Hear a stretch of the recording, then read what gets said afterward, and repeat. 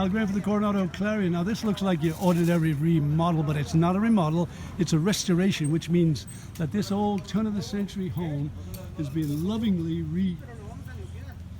refurbished. They're not taking out and putting in new, they're taking, see those old corbels under there? They were lovingly restored because they were, you know, flaking and old, and if you sandblasted them, it would have just ruined them. So the builder here is taking his time. It looks particularly like one of the old, like Charlie Chaplin's house, those little tiny garages that were built for a Model T, and that beautiful corner like that. It's just so classic, turn of the century. And so I'm very happy to see that something like this is going to go on. And now that the City Council is about to have another election this year, one of the most contentious issues on the agenda will be density. You see this here? This old house, even back then, had some land around it. You could plan to put the new houses, the Billy Boxes, every single inch of the lot has been used up. There's no room for anything, hardly even grass. It is very depressing. So some people who are running for city council this year will be focused on this single issue, other issues too, but essentially, what are we going to do about these Billy Box vans? They build them 10 at a time, close together. You add 200 people to the community, all of a sudden over nowhere in one city block. And then a lot of these buildings are not used all year round. They're absentee owners and they rent them, but they also take advantage by, instead of using the garage for a car, they remodel it into a little unit for their niece or their nephew and get the maximum out of their investment. And that's the problem today with Billy Boxes. It's the unseen activity that goes on behind the scenes. And there you have it. That was a bit of a double entendre.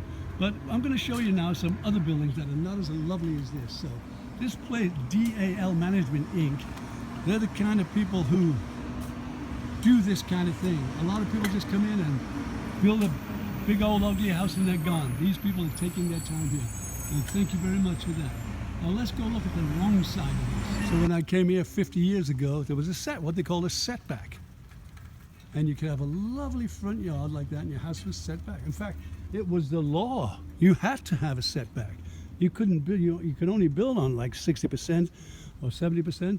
Now it's gone haywire, and I don't know how or why it ever got that way, but something has to be done because look at this grass. Even though a lot of people are going AstroTurf now, the oxygen is so important to have in front of your house, where you live, where you sit, where you breathe. As I say, most people are absentee owners now, the new builders. They're yuppies from somewhere else and they rent them out and they don't care about sitting on the front lawn because they're not here. But it's an awful blight. That's the way I see it. A blight on the community. I'm going to show you some of them now that are just depressing. There's just no room for anything, not even a little flower. And there you have it. Al Graham for the Coronado Clarion. So now, look how pleasant it is to drive by, to see flowers and a setback, places to sit, places to play, places to breathe. Pretty soon we're going to come upon a depressing sight called the Billy Box, so stand by.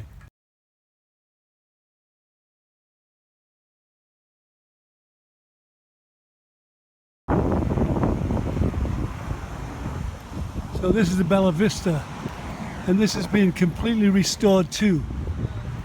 1890 something was built. And this is the Bella Vista, remodeling that. So this is the Bella Vista on 3rd and Orange. 1890 I think it was built. Anyway, they're restoring this to its original look, and the pictures are magnificent.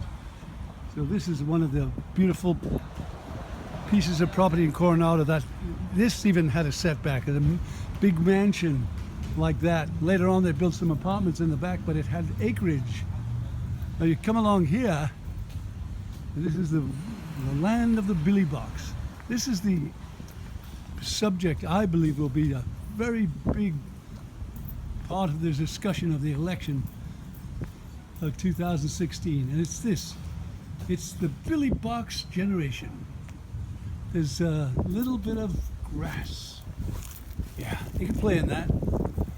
The rooms inside are so small you could barely fit a couple of pieces of furniture in each one. And it's ideal for people who, want to live small. But it really is kind of depressing because they're built so close to each other. Look at that. All the way down the lot. Not an inch of grass on the side. Crammed up to each other.